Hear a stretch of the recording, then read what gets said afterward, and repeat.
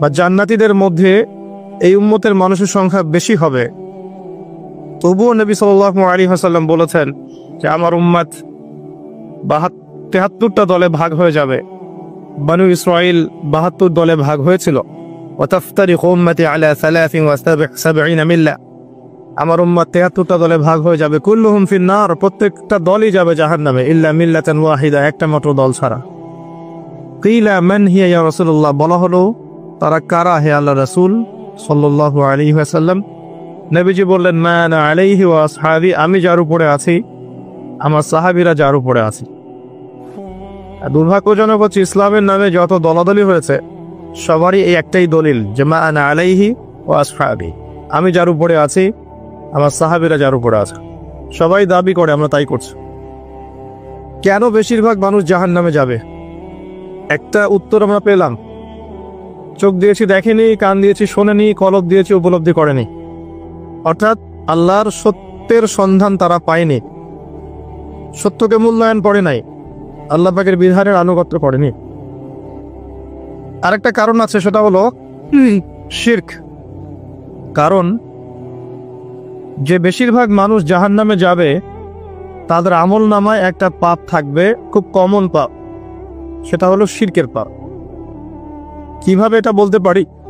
এভাবে পারি যে আল্লাহ পাক সূরা নিসার মধ্যে বলেছেন ইন্নাল্লাহা লা ইয়াগফিরু আন ইউশরাকা বিহি ওয়া ইয়াগফিরু মা দুনা যালিকা লিমান ইয়াশা। আল্লাহ পাক বলছেন আমি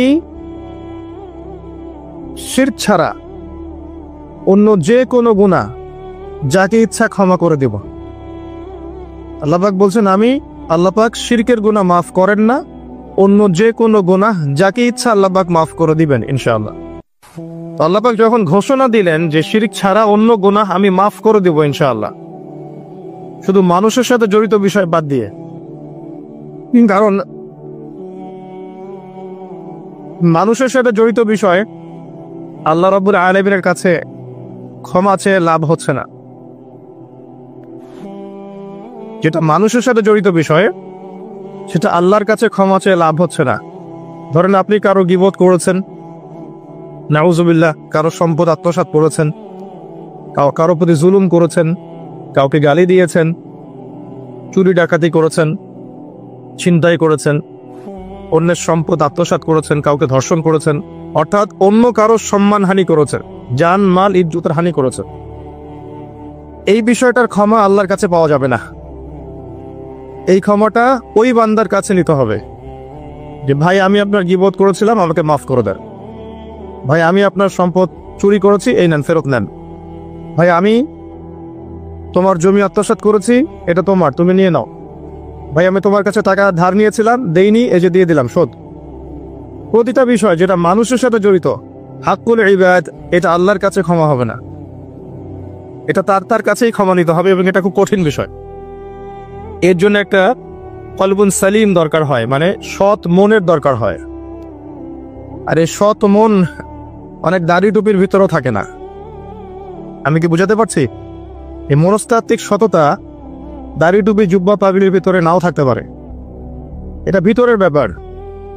যার কলব যত বেশি পরিচ্ছন্ন আলোকিত, সে তত বেশি সৎ হবে ইনশাআল্লাহ।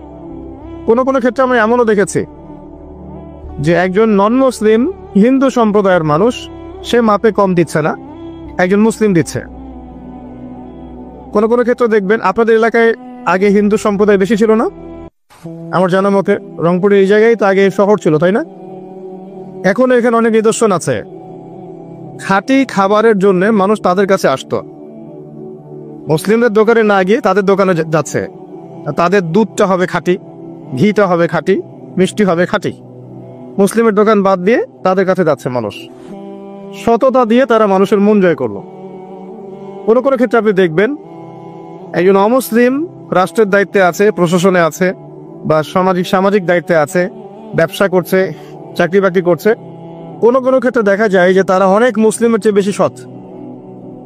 হ্যাঁ, ঘুষ নিচ্ছে না, দুর্নীতি করছে না, ব্যবসায় বাপে কম দিচ্ছে না, সিন্ডিকেট করছে না, চোরা কারবারি করছে না, অনেক ক্ষেত্রে দেখা যায়। এই শ্রেণীর মানুষদেরকে আল্লাহ পাক হেদায়েত দিয়ে দিতে পারেন, যাদের মনের মধ্যে আল্লাহ পাক সততা দেখবেন, আল্লাহ পাক তাকে হেদায়েত দিবেন ইনশাআল্লাহ।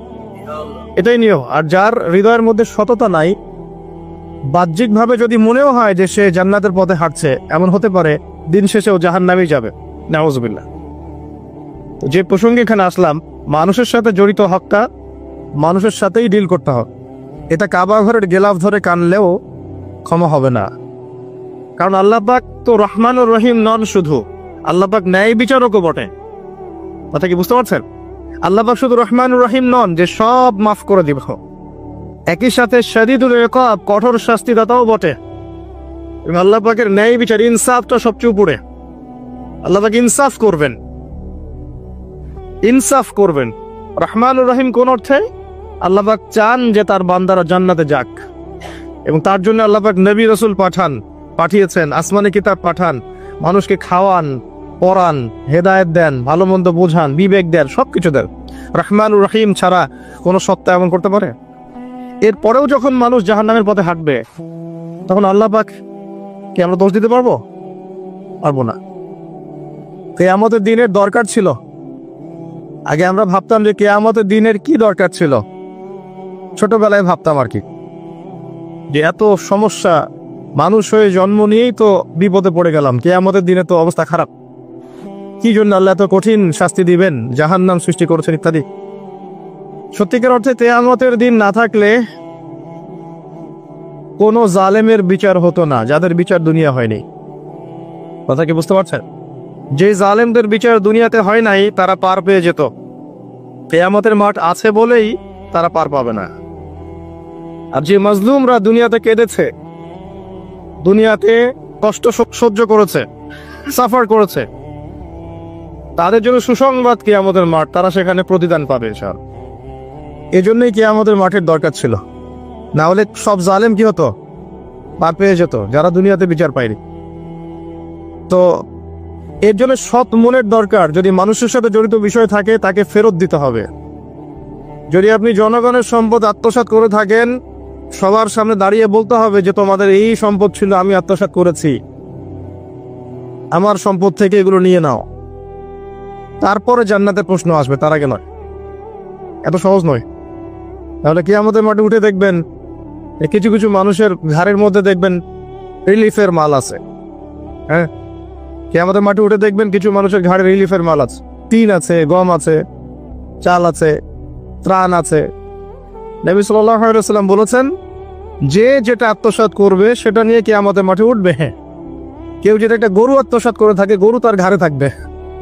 হ্যাঁ, গরু নিয়ে হাঁটবে সে। কেউ যদি ছাগল আত্মসাৎ করে থাকে, ছাগল থাকবে ঘাড়ে। কেউ যদি কারো জমিন আত্মসাৎ করে থাকে, জমি, ওই এক তবক হলে 7 তবক চাপিয়ে দেওয়া হবে। তবক মানে তো বোঝেন, তবাক আইন তবাক, কোরআন পড়ে দেখেন। এর জন্য দুনিয়াতে হকটা মেটাতে হবে, এটা খুব ডিফিকাল্ট। ওমর রাদিয়াল্লাহু আনহু একবার একজন বেদুইনের বুকের মধ্যে লাঠি দিয়ে আঘাত করেছিলেন। আঘাত করাটা তার জন্য জায়েজই ছিল ওই সময়, কারণ সে বিরক্ত করছিল বারবার। ওমর রাদিয়াল্লাহু আনহু রাষ্ট্রীয় বড় দায়িত্ব পালনে ব্যস্ত ছিলেন। এই সময় একজন বেদুইন এসে তার জামা ধরে টান দিচ্ছে, দিয়ে বলছে যে আমার কথা শোনেন, আমার কথা শোনেন। তিনি ব্যক্তিত্ব সম্পন্ন মানুষ ছিলেন, লাঠি দিয়ে একটু গোতা দিয়েছেন, দেখছো না আমি ব্যস্ত আছি। একটু পরেই তার চিন্তা হলো, আমি কি জুলুম করে ফেললাম? একজন সাহাবীকে পাঠালেন তাকে ডেকে নিয়ে আসে। সেই সাহাবী তাকে ডেকে নিয়ে আসলেন। এবার সেই ব্যক্তিকে দাঁড় করিয়ে ওমর রাদিয়াল্লাহু আনহু বলছেন, আমিরুল মুমিনিন, অর্ধ জাহানের খলিফা, অর্ধেক বিশ্বের খলিফা, ছোট্ট একটা কান্ট্রির না, পুরো অর্ধেক বিশ্বের খলিফা। তিনি বলছেন, এই লাঠি নাও। হাদা সদরি ইন আরাত, এই যে আমার বুক, তুমি যদি চাও আমার বুকে ওইভাবেই গুতা দিয়ে প্রতিশোধ নিয়ে নাও। আমি কি বুঝাতে পারছি কথা কিছুটা? এই ব্যক্তি হতভম্ব হয়ে গেল যে সত্যি কি উনি আমাকে এই কথাটা বলছেন? তিনি আমিরুল মুমিনিন হয়ে এই কথা বলছেন যে আমার বুকের মধ্যে লাঠি দিয়ে আঘাত করে তুমি প্রতিশোধ নিয়ে নাও। ওমর রাদিয়াল্লাহু আনহু বলছেন, হ্যাঁ এটা করো, কিয়ামতের মাঠে আমাকে আল্লাহর ওয়াস্তে জবাবদিহি করায়ও না। তখন সেই ব্যক্তি বলছে, আমিরুল মুমিনিন, আমার এটার কোনো প্রয়োজন নেই, আমি আপনাকে মাফ করে দিলাম। ওমর ইবনে খাত্তাব তিনি বলছেন যে আল্লাহ তোমাকে মাফ করে দিন। সুবহান। এই ছিল ইনসাফ। যদি মানুষের সাথে জড়িত কোনো হক থেকে থাকে তাহলে এই দুনিয়াতেই পরিশোধ করতে হবে। কারো টাকা নিয়ে থাকলে টাকা ফেরত দিয়ে দিবেন। কারো যদি জমি সম্পত্তি কোনোভাবে ঝগড়াঝাটি হয়ে থাকে, জমি নিয়েছেন কোনোভাবে, ফেরত দিয়ে দিবেন। যদি বোনের সম্পত্তি পাওয়ার অধিকার থাকে দিয়ে দিবেন। যার যার হক তাকে তাকে দিয়ে দিবেন। পরকালের জন্য নিউট্রাল হয়ে যান। পরকালে মানুষের সাথে জড়িত কোনো হক নিয়ে ওঠেন না, খুব ডিফিকাল্ট। কি হবে তাহলে? পরিণতিটা এটা হবে, নবী সাল্লাল্লাহু আলাইহি ওয়াসাল্লাম বলেছেন, কিয়ামতের মাঠে কিছু মানুষ উঠবে যারা নামাজ, রোজা, হজ, যাকাত, সাদাকা এরকম অনেক নেকি নিয়ে উঠবে। নেকি নিয়ে ওঠার পরে দেখবে সামনে যে অনেক মানুষ দাঁড়িয়ে আছে পাওনাদার, কারো গীবত করেছে, কাউকে ধর্ষণ করেছে, কারো সম্পদ আত্মসাৎ করেছে, কাউকে গালি দিয়েছে, কাউকে জুলুম করেছে ইত্যাদি। এই মানুষগুলো দাঁড়িয়ে থাকবে। ওই সময় তো আর বেচা কেনার সুযোগ নাই, পরিশুদ্ধ হওয়ার সুযোগ নাই। আল্লাহ পাক তখন বলবেন যে এই ব্যক্তিদের নেকি তাদের আমল নামায় দিয়ে দাও, পাওনাদারদের আমল নামায় এই নেকি দিয়ে দাও। ও নামাজ, রোজা, হজ, যাকাতের নেকি থেকে তাদের ঋণ শোধ করা হবে। এবং শোধ করতে করতে যদি নেকি শেষ হয়ে যায় তখন ওই ব্যক্তিদের গুনাহ থেকে গুনাহ এই ব্যক্তির আমল নামায় যুক্ত করা হবে। পরিশেষে এই ব্যক্তি যাবে জাহান্নামে, ওরা চলে যাবে জান্নাতে। বলে নাউযুবিল্লাহ। দুনিয়াতে আল্লাহর সাথে জড়িত বিষয় থাকতে পারে, পরকালে যেন মানুষের সাথে জড়িত কোনো হক রাখেন না। এটাই প্রথম নসিহত। আল্লাহ রাব্বুল আলামিন এটাই বলেছেন যে নিশ্চয়ই আল্লাহ শিরক ছাড়া সমস্ত গুনাহ মাফ করতে পারেন। তার মানে আমরা বুঝতে পারছি যে বেশিরভাগ মানুষ জাহান্নামে যাবে তাদের আমল নামায় শিরকের পাপ থাকবে। কিসের পাপ থাকবে? শিরকের পাপ থাকবে। কারণ আল্লাহ পাক বলেছেন শিরক ছাড়া যে কোনো গুনাহ তিনি ক্ষমা করতে পারেন। এবং মেরাজের রাতে যখন নবী সাল্লাল্লাহু আলাইহি ওয়াসাল্লাম আল্লাহর সাথে সাক্ষাৎ করেছেন, আল্লাহ পাক 3টা প্রতিশ্রুতি দিয়েছেন, 3টা হাদিয়া, উপহার। একটা হচ্ছে 50 ওয়াক্ত নামাজ, যেটাকে আমরা এখন 5 ওয়াক্ত পড়ি। 5 ওয়াক্ত পড়লে আপনি 50 ওয়াক্তের নেকি পাবেন ইনশাআল্লাহ। আর এই উম্মতের যে কোনো নেকির কাজ 10 দিয়ে গুণ করা হবে। একটা ভালো কাজ করলে আপনি 10 গুণ নেকি পাবেন, আল্লাহ পাক এটা বলে দিয়েছেন। কিন্তু গুনাহ একটা করলে একটাই পাবেন। একটা গুনাহ করেছেন, একটাই থাকবে, এটাকে 10 দিয়ে গুণ করা হবে না। এটা প্রথম হাদিয়া। দ্বিতীয় হাদিয়া হচ্ছে সূরা বাকারার শেষের 3টা আয়াত। সূরা বাকারার শেষের 3টা আয়াত, লিল্লাহি মা ফিস সামাওয়াতি, এখান থেকে ফানসুরুন আলাল কওমিল কাফিরিন পর্যন্ত। এটা একটা হাদিয়া। এবং নবী সাল্লাল্লাহু আলাইহি ওয়াসাল্লাম বলেছেন, রাতের বেলা কেউ যদি এই 3টা আয়াত পড়ে ঘুমায়, ঘুমানোর আগে এই 3টা আয়াত পড়ে নিয়ে ঘুমায়, বা মাগরিবের নামাজের পর থেকে পড়া শুরু করে, কারণ মাগরিবের পর থেকে রাত শুরু হয়। পশ্চিমা বিশ্বের মতো 12টার পর থেকে রাত শুরু হয় না, ইসলামে সূর্য ডুবলেই রাত শুরু হয়। তো নবী সাল্লাল্লাহু আলাইহি ওয়াসাল্লাম বলছেন তার আমল নামায় সারা রাত ইবাদতের নেকি দেওয়া হবে ইনশাআল্লাহ। আরেকটা হাদিয়া হচ্ছে এটা, আল্লাহ পাক ঘোষণা দিয়েছেন এই উম্মতের কোনো ব্যক্তি যদি শিরক না করে মারা যায়, এই উম্মতের কোনো ব্যক্তি যদি শিরক না করে মারা যায়, মানুষের সাথে জড়িত কোনো পাপ না থাকে, ইনশাআল্লাহ আল্লাহ পাক তাকে মাফ করে দিবে। আর এই সূরা নিসার আয়াতটাও এটাই প্রমাণ করছে। আল্লাহ পাক বলছেন ইন্নাল্লাহা লা ইয়াগফিরু আন ইউশরাকা বিহি, আল্লাহ পাক শিরকের গুনাহ মাফ করেন না, ওয়া ইয়াগফিরু মা দুনা যালিকা লিমান ইয়াশা, এবং এছাড়া যে কোনো পাপ আল্লাহ পাক যাকে ইচ্ছা মাফ করতে পারে। আল্লাহ পাক পরম করুণাময়, অসীম দয়াল। এক ব্যক্তি 100টা খুন করেছিল, 99টা খুন করার পরে, এটা বনু ইসরাইলের ঘটনা, এটা গল্প নয়, কেচ্ছা কাহিনী নয়, সত্য ঘটনা। সে তওবার সুযোগ খুঁজছে, তওবা করা যাবে কিনা।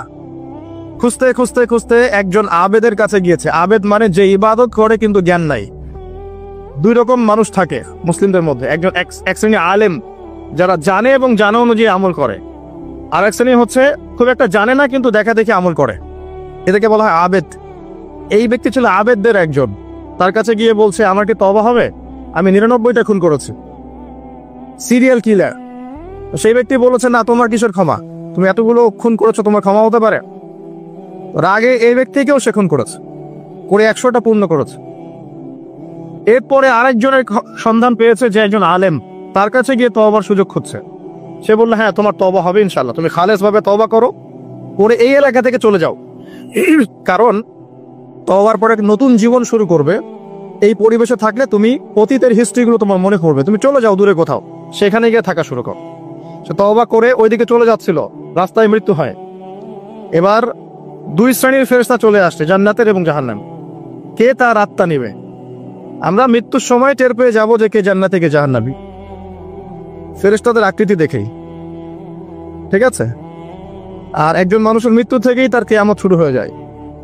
কিয়ামত কবে হবে এর চেয়ে বড় কথা যে মৃত্যুর জন্য আমরা প্রস্তুত কিনা। তো এখন জাহান্নামের ফেরেশতারা রূহ নিতে চাচ্ছে ওই ব্যক্তির, আবার জান্নাতি ফেরেশতারাও চাচ্ছে। দুজনের মাঝখানে একটা ডিবেট চলছে। আল্লাহ রাব্বুল আলামিন তখন কৌশল করে বললেন, তোমরা রাস্তাটা মেপে দেখো, সে যতদূর এসেছিল এই রাস্তার পরিমাপ বেশি না যেখানে যাচ্ছিল এর পরিমাপ বেশি। দেখা গেল সে যতদূর গিয়েছিল এর পরিমাপ বেশি। আল্লাহ পাক জমিনকে প্রশস্ত করে দিলেন। এভাবে কৌশল করে আল্লাহ পাক এই ব্যক্তিকে মাফ করে দিলেন। এখানে আপনাকে খুনের অ্যাক্সেস দেওয়া হচ্ছে না। এই হাদিসটা বলে আপনাকে খুন করতে উৎসাহিত করা হচ্ছে না। আপনাকে বোঝানো হচ্ছে আল্লাহ পাকের মার্সি, দয়া কত প্রশস্ত। আরেক ব্যক্তি ছিল, সে ব্যভিচারিণী, ব্যক্তি না, সে মহিলা। সে ব্যভিচারিণী মহিলা, প্রস্টিটিউশনে ছিল, যাকে আমরা এখন যৌনকর্মী বলি বর্তমান আধুনিক সভ্যতায়, সো কল্ড আধুনিক সভ্যতায়। এবং তাদের অধিকারের জন্য আমরা অনেক কিছুই করতে চেষ্টা করি। আমরা একটা স্লোগানও দিই, আমার দেহ আমার সিদ্ধান্ত, নাউজুবিল্লাহ। তো এই মহিলা রাস্তা দিয়ে যাচ্ছিল, দেখেছে একটা কুকুর পিপাসার্থ, প্রচন্ড পিপাসার্থ, জিহ্বা বেরিয়ে গেছে। তার মায়া লাগলো, সে নিজের মোজাটা খুলে কুয়াতে নামালো। নামি অনেক কষ্ট করে সে পানি উঠালো, উঠিয়ে কুকুরকে পান করিয়েছে। এই একটা কাজের জন্য আল্লাহ পাক তাকে মাফ করে দিয়েছে। আরেকজন ব্যক্তি যে প্রচন্ড পাপী ছিল, মৃত্যুর সময় সে তার সন্তানদেরকে ওসিয়ত করছে যে আমি অনেক অন্যায় করেছি, আল্লাহ যদি আমাকে ধরতে পারেন তাহলে আমার অবস্থা খারাপ। তো আমি যখন মারা যাব তখন আমার দেহটাকে পুড়িয়ে ফেলবে, পুড়িয়ে অর্ধেক ছাই বাতাসে ভাসিয়ে দিবে আর অর্ধেক ছাই সমুদ্রে ভাসিয়ে দিবে। মানে বাতাসে অর্ধেক উড়িয়ে দিবে, সমুদ্রে অর্ধেক ভাসিয়ে দিবে। ছেলেরা তাই করলো। এই ব্যক্তির আকীদা কি, যদি আল্লাহ আমাকে ধরতে পারেন তাহলে খবর আছে। তার মানে ওর আকীদা যে আল্লাহ ধরতে পারবেন না এমন করলো। এটা কিন্তু কুফরি আকীদা, তাই নাকি? পুনরুত্থানে বিশ্বাস না করাটা কুফরি নয় কি? ইমানের 6টা পিলারে একটা হচ্ছে পরকালে বিশ্বাস, তাই না? একটা পিলারই তো তার মধ্যে নাই। তো সন্তানরা তাই করলো। আল্লাহ পাক সাগরকে বললেন ছাই জমা করে দাও, জমিনকে বললেন ছাই জমা করে দাও। আর বাই দ্য ওয়ে, আল্লাহর আদেশ প্রকৃতি শোনে, মানুষ না শুনলে প্রকৃতি শোনে।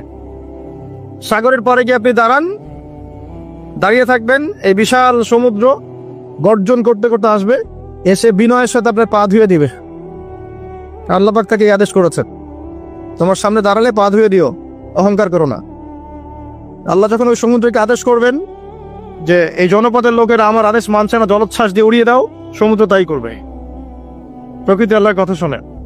ছাই জড়ো করা হলো। জড়ো করার পরে আল্লাহ পাক এই ব্যক্তিকে আবার পুনরুজ্জীবিত করে জিজ্ঞাসা করলেন, কি জন্য এই কাজটা করেছেন, কেন এই কাজটা করেছো? তখন এই ব্যক্তি বলছে, হাদিসের কথাগুলো এমন, এই ব্যক্তি বলছে, মিন খাশিয়াতিকা ইয়া রাব্বি, আল্লাহ আমি তোমার ভয়ে এই কাজটা করেছি না।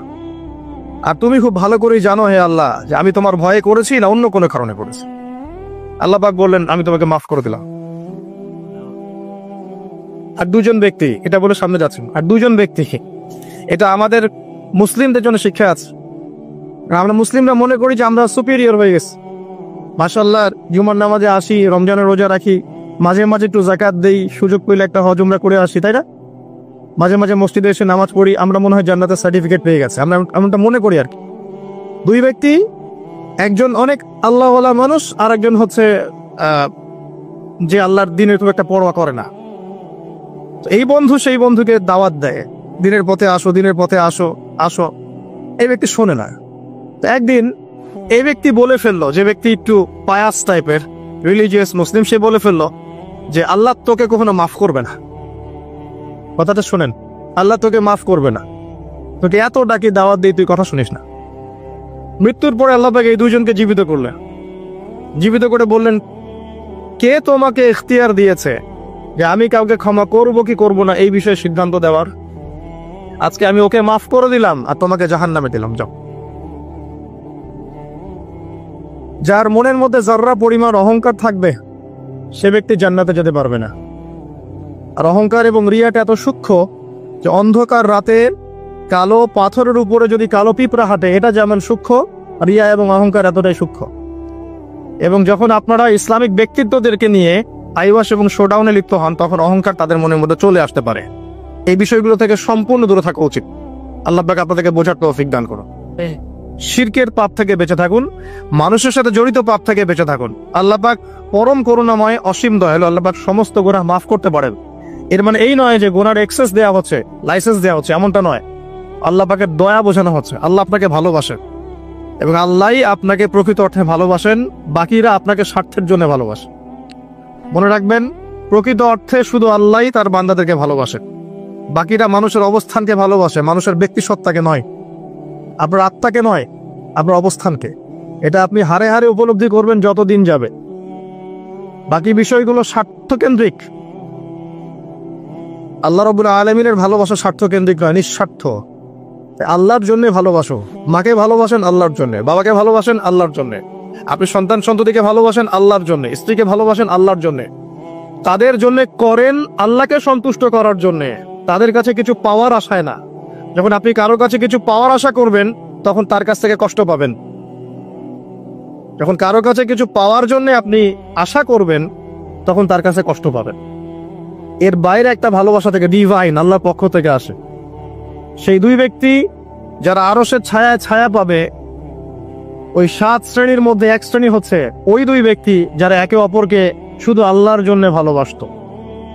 এই ভালোবাসা, মুআমালাত, আপনার উঠা বসা, চলাফেরা, ইবাদত, প্রতিটা কাজ হোক শুধু আল্লাহর সন্তুষ্টির জন্য। এটাই হচ্ছে তাওহীদের চূড়ান্ত লেভেল। তখন গিয়ে আপনি আল্লাহর মারিফত বুঝতে পারবেন, আল্লাহকে আপনি আপন করে পাবেন। যখন ডাকবেন, দেখবেন আল্লাহ আপনার কাছে আছে। এমন সময় দেখবেন মনে মনে কিছু চিন্তা করেছেন যে আমার এটা দরকার, দেখবেন বাসায় গিয়ে ওটা হাজির আপনার সামনে। নবী সাল্লাল্লাহু আলাইহি ওয়াসাল্লাম এটাই বলেছেন, জুতার ফিতার প্রয়োজন হলেও আল্লাহর কাছে চেয়ে নাও। তোমার যদি জুতার ফিতার প্রয়োজন হয়, আল্লাহর কাছে চেয়ে নাও, কারো কাছে চেয়েও না। আব্দুর রহমান বিন আউফ রাদিয়াল্লাহু আনহু মদিনায় গিয়েছেন হিজরত করে। অন্য একজন সাহাবী বলছেন, আমার 2টা বাড়ি আছে, একটা নিয়ে নেন, 2টা জমি আছে, একটা নিয়ে নেন। আব্দুর রহমান বিন আউফ তিনি বলছেন, আরিনি আইনাস সুক, আমাকে দেখিয়ে দাও যে বাজার কোথায়। অল্প কিছু খেজুর কিনলেন, আল্লাহর প্রতি তাওয়াক্কুল করে গায়রাতের পরিচয় দিলেন, ব্যক্তিত্বের পরিচয় দিলেন, দিয়ে তিনি চলে গেলেন বাজারে। বাজারে গিয়ে ব্যবসা শুরু করলেন। মাত্র 7 বছরের ব্যবধানে তিনি মদিনার শ্রেষ্ঠ ধনীদের একজন হয়েছেন। আল্লাহর হয়ে যান, শুধু আল্লাহকে আপন করে নেন, দেখবেন সবকিছু আপনার অনুকূলে ইনশাআল্লাহ। ইন্না সলাতি ওয়া নুসুকি ওয়া মাহইয়ায়া ওয়া মামাতি লিল্লাহি রাব্বিল আলামিন, এই কনসেপ্টে আসেন। ইব্রাহিম আলাইহিস সালাম বলেছেন, আমার সালাত, আমার যত কুরবানি, আমার জীবন, আমার হায়াত, মৃত্যু সবকিছু আল্লাহর জন্য।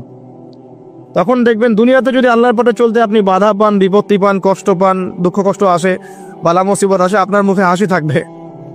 আপনি বুঝবেন এগুলো আল্লাহর জন্য, আল্লাহ এগুলোর প্রতিদান দিবেন ইনশাআল্লাহ। এবার আসেন আরেকটা পয়েন্ট নিয়ে আমি আলোচনা শেষ করতে চাই। আমাদের সামনে একটা মৌসুম অপেক্ষা করছে আল্লাহর ক্ষমা পাওয়ার।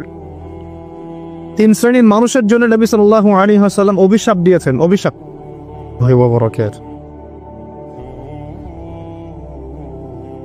ইন্নাল হামদুলিল্লাহ নাহমাদুহু ওয়া নাস্তাঈনুহু মান ইয়াহদিহিল্লাহু ফালা মুদিল্লা লাহু ওয়া মান ইউদ্লিল ফালা হাদিয়া লাহু ونشهد أن لا إله إلا الله وحده لا شريك له ونشهد أن محمدا عبده ورسوله أما بعد فأعوذ بالله من الشيطان الرجيم بسم الله الرحمن الرحيم وقال الله تعالى في كلامه المجيد والفرقانه الحميد يا أيها الذين آمنوا اتقوا الله حق تقاته ولا تموتن إلا وأنتم مسلمون وقال رسول الله صلى الله عليه وسلم القرآن حجة لك وعليك رب اشرح لي صدري ويسر لي أمري واحلل عقدة من لساني يفقه قولي اللهم فقهنا في الدين وعلمنا التأويل اللهم اجعلنا منهم الذين آمنوا وعملوا الصالحات وتواصوا بالحق وتواصوا بالصبر আলহামদুলিল্লাহ, যাবতীয় প্রশংসা এবং গুণগান একমাত্র মহিয়ান ও গরিয়ান আল্লাহ রাব্বুল আলামিনের জন্য, যে আল্লাহ সুবহানাহু ওয়া তাআলা নাজিল করেছেন মহাবিশ্বয় মহাগ্রন্থ আল কোরআনুল কারীম। যে আল্লাহ পাক আমাদেরকে আজকে সুস্থ শরীরে মসজিদে আসার তৌফিক দান করেছেন, আমাদেরকে মুসলিম পরিবারে জন্মগ্রহণ করার তৌফিক দান করেছেন, মুহাম্মদ সাল্লাল্লাহু আলাইহি ওয়াসাল্লামের উম্মাহ হওয়ার সৌভাগ্য দান করেছেন। সকলেই শুকরিয়া আদায় করি, বলি আলহামদুলিল্লাহ। অগণিত অসংখ্য দরুদ এবং সালাত বর্ষিত হোক মহান আল্লাহ প্রেরিত সর্বশেষ এবং চূড়ান্ত নবী, মানবতার মুক্তির দূত মুহাম্মদুর রাসূলুল্লাহ সাল্লাল্লাহু আলাইহি ওয়াসাল্লামের প্রতি। আমরা সংক্ষিপ্ত আকারে দরুদ পড়ি, আল্লাহুম্মা সাল্লি আলা মুহাম্মদ, আল্লাহুম্মা বারিক আলা মুহাম্মদ। সম্মানিত উপস্থিতি, কেমন আছেন আপনারা? আলহামদুলিল্লাহ আলা কুল্লি হাল ওয়া ফি কুল্লি মাকান। আমরা পবিত্র জুমার দিনে আছি। আল্লাহ পাক জুমার দিনে খুতবা শ্রবণ এবং সালাত আদায়ের উদ্দেশ্যে সুস্থ শরীরে মসজিদে আসার তৌফিক দিয়েছেন, আবারও বলি আলহামদুলিল্লাহ। রাসূলুল্লাহ সাল্লাল্লাহু আলাইহি ওয়াসাল্লাম বলেছেন, জুমার দিনে কেউ যদি সকাল সকাল গোসল করে এবং উত্তম কাপড় পরিধান করে, সুগন্ধি ব্যবহার করে, সকাল সকাল মসজিদে আসে এবং পায়ে হেঁটে মসজিদে আসে, ইমামের কাছাকাছি বসে, মনোযোগের সাথে খুতবা শ্রবণ করে, খুতবা চলাকালীন সময়ে কাউকে কষ্ট দেয় না, এমনকি কেউ যদি কথা বলে তাকে এটাও বলবে না যে চুপ করো, এবং ইমামের সাথে নামাজ শেষ করে, নবী সাল্লাল্লাহু আলাইহি ওয়াসাল্লাম বলেছেন, এই ব্যক্তির আমলনামায় প্রত্যেক পদক্ষেপের বিনিময়ে 1 বছরের নফল নামাজ, 1 বছরের নফল রোজার নেকি দেয়া হবে। এই বিশাল নেকিটা নষ্ট হয়ে যাবে যদি খুতবা চলাকালীন সময় আমরা কথাবার্তা বলি, মোবাইলে ব্যস্ত থাকি, লুকিয়ে লুকিয়ে ভিডিও করি, ফটো সেশন করতে থাকি ইত্যাদি, অন্যকে কষ্ট দেই, আপোষে কথাবার্তা বলি, তাহলে এই পুরো নেকিটা নষ্ট হয়ে যাক। দেখবেন এটা বলে দেওয়ার পরেও কিছু মানুষ কথা বলবে, এই কাজ করবে।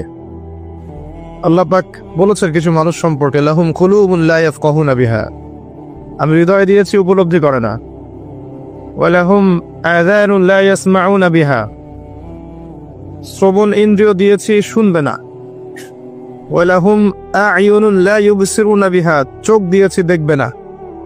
আল্লাহ বলেছেন এমন কিছু মানুষের কথা, এবং তাদের বিষয়ে আল্লাহ বলছেন, উলাইকা কালানআম, এরা হচ্ছে গবাদি পশুর মতো, জাস্ট লাইক ক্যাটলস, গবাদি পশু, জন্তু জানোয়ারের মতো।